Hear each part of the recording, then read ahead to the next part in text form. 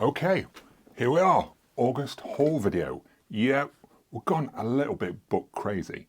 Yes, there is some physical media coming up, but first we need to get started on this lot. So, I've been away, and while I've been away, I've been doing some book hunting, and I've managed to get quite a haul. Now, we only went away locally to the town of Whitby in the UK. But while driving there, I noticed that one of the neighbours to the holiday home that we were stopping at had a book sale on.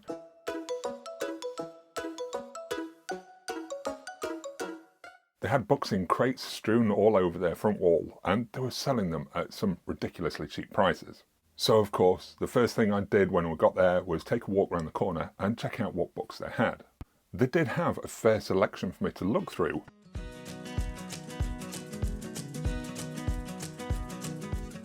And I managed to find some gold.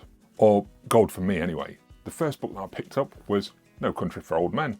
Loved the movie and I wanted to have a go at the source material, so I picked this one up. And the books they had on sale there, they were either 50p each or 3 for £1. So I carried on digging and I pulled out a book that I didn't even know existed. We have Bullet Train by Kotaro Isaka. Now this, I didn't realise the movie was based on a book. It was originally published in 2010 in Japan and only translated in 2022 for the film's release. But I was interested to give this a look, so I thought I'll pick this up and check it out. It's in good condition, and with this, I needed to find a third for the 3 for £1 offer. And I managed to pick out Live by Night by Dennis Lehane. Now this one was also based on a movie. If you remember, it was directed by Ben Affleck and starred Ben Affleck. But I was interested to give this a read because the guy has written books like Gone Baby Gone, which Ben Affleck also directed, Shutter Island, and he was a writer on The Wire. So I think that's worth a try as well. Now when we got into the holiday home, I noticed that they had a little mini library in there. So of course I had a look through and I spied a book that again interested me, but it was part of the holiday home mini library. But I wanted it. I couldn't just take it, could I?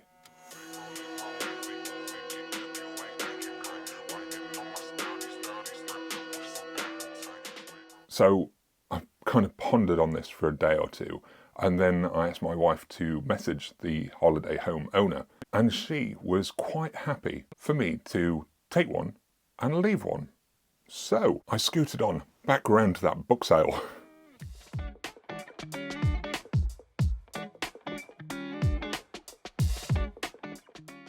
And I picked up 3 more books for £1. And instead of leaving just the one book to take the one I wanted, I left them 3 there.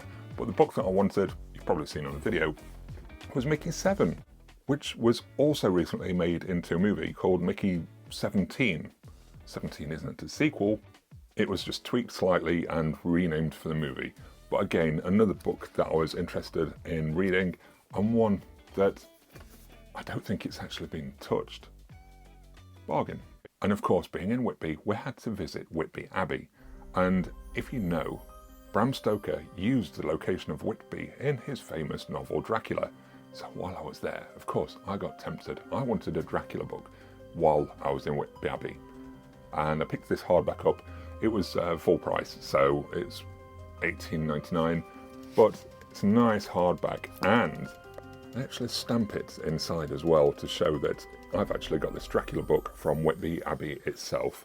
So whether I read through this or not, I think it's going to be worth reading through. But it was also a nice little memento for while I was there, and it means something to the location that we visited and enjoyed. And while I was doing our wandering, of course, I visited charity shops and I managed to pick out a couple more books as well. Gangster Squad, which of course was turned into a movie by director of Zombieland, Ruben Fleischer. I thought it might be quite interesting to give a read. It's quite a chunky one, so I'm not sure when I'll get to it or how long it's going to take me to get through, but it's an interesting story behind the LA gangster scene in the 1940s, so I'm going to give that a try at some point, but it's likely to be probably at the bottom of my pile. Other charity shop finds, I managed to get a Neil Gaiman book, Stardust. I really enjoyed the movie. My kids haven't seen the movie yet, so I'm hoping to possibly read through this with my kids before I show them the film. I've not actually read the book myself, but it's only a short one, so I should be able to get through that and hopefully enjoy it as much as I did the movie. While I was wandering the town of Whitby, I found a local little independent bookshop. So I wandered in, beautiful, beautiful place, and I wanted to support it, and looking through the shelves I did find another book that kind of appealed to me, so I thought, I'm going to pick it up anyway. Another one that was full price at about £15, but I got one called The Man Who Died 7 Times. Now this one, although it's only recently published this month in the UK, it was released in the 1990s, probably a year or two after Groundhog Day, but it's got a similar sort of mechanism to it, where our hero of the book relives the same day 9 times. It's a time loop thing with a murder, and our hero uses his time loop to try and solve the mystery of who murders his grandfather. I thought it sounded interesting. We'll give it a look. I'm quite intrigued why it took so long to translate into English, but I'm hoping for some quirky storytelling, and this could quite possibly be my next read. Now, I also promised I'd show what physical media I've picked up. So, 2 things. First, I have a Blu Ray, which was the Tim Burton movie Ed Wood. I've not seen this movie for absolutely years, and I don't remember too much about the film. Really looking forward to giving it another go, because this ties in with another physical media pickup that I made, which was, a VHS. It was a VHS. But it's this chunky box set here. Edward D. Wood Jr. And this box set, it's got 2 things in it. Let's see if I can hold it the right way around for you. We've got the Plan 9 from Outer Space VHS, and we've got a book, Nightmare of Ecstasy, which is all about the life and art of Ed Wood. Now, I don't very often pick up VHS, but I really loved the aesthetic of this box set. Like that it's got the book in there. I'm really interested in giving that a read, because Ed Wood, he was a bit of a character, I think, wasn't he?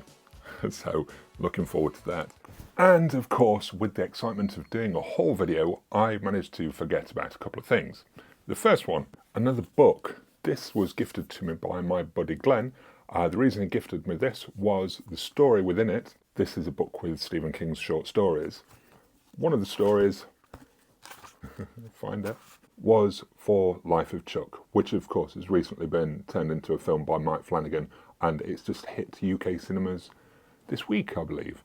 This one I think I'm going to save until after I've watched the movie, because I'm really looking forward to it, because I'm a big fan of Mike Flanagan as a director.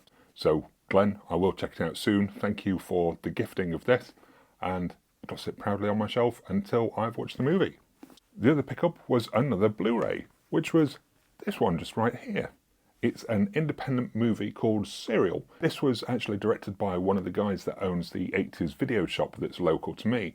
I like supporting independent movies, and I appreciate what he's trying to do with both the video shop and building a career as a director, so I thought I'd check that out. This one actually stars Lawrence Harvey, that was in one of the Human Centipede movies as well, so it's Chris's second feature that is directed, and I look forward to seeing him doing bigger and better things.